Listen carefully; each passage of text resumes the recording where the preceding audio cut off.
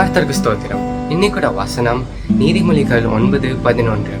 இந்த வசனத்தை நம்ம படிக்கலாம். என்னாலே உன் நாட்கள் பெருகும், உன் ஆயுசின் வருஷங்கள் விருத்தியாகும். இந்த வசனத்துல இருந்து நம்ம 2 குறிப்பு பார்க்கலாம். முதலாவது, நம்ம ஃபர்ஸ்ட் டைம் இந்த வசனத்தை படிக்க போகும்போது நம்ம நினைக்கலாம் வாழ்க்கைனா ரொம்ப வருஷங்கள் வாழ்றது, அப்படின்னா 70 years வாழாமல் 90 years வாழ்றதுன்னு நினைக்கலாம். ஆனால் இந்த வாழ்க்கையை பற்றி இந்த வசனத்தில் எழுதலாம். நான் ஒரு எக்ஸாம்பிள் வச்சு நான் எக்ஸ்பிளைன் பண்ணுறேன்.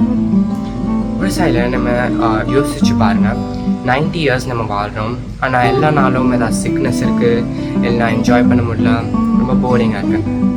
அது வாழ்கிறது மாதிரி இல்லை, சும்மா உயிரோடு இருக்கிறது மட்டும்தான். அதுதான் ஒரு சைடில்.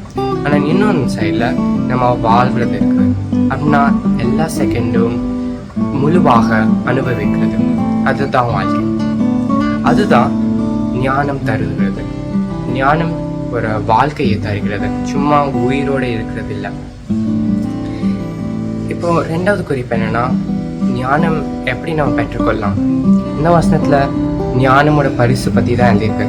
ஆனால் ஞானம் எப்படி பெற்றுக்கொள்ளணும்ட்டு எழுதலாம். அது படிக்கணும்னா நம்ம 10வது வசனம் படிக்கணும். அதில் எழுதியிருக்கு, கர்த்தருக்கு பயப்படுதல் ஞானத்தின் ஆரம்பம். இப்போ இதுலேயும் பயப்படுதல் நம்ம நினைக்கிறது மாதிரி இல்லை. பயப்படுதல் உண்மையாக இருக்கிறது, கர்த்தர்கிட்ட ஜெபிக்கிறது, கர்த்தரோட வசனத்தை தியானிக்கிறது, கர்த்தரோட வசனத்தின் படி நம்ம நடக்கிறது, இதுதான் பயப்படுதல். அப்புறம் பயப்படுதல் ஞானத்தின் ஆரம்பம். அப்படின்னா இதுக்கப்புறம் நம்மளுக்கு ஞானம் பெற்றுக்கொள்றது இது நம்மளோட பொறுப்பாக இருக்குது. இந்த வசனத்தை நீங்களும் தியானிங்கள். தேவன் தாமே உங்களை ஆசீர்வதிப்பாராக. ஆமென்.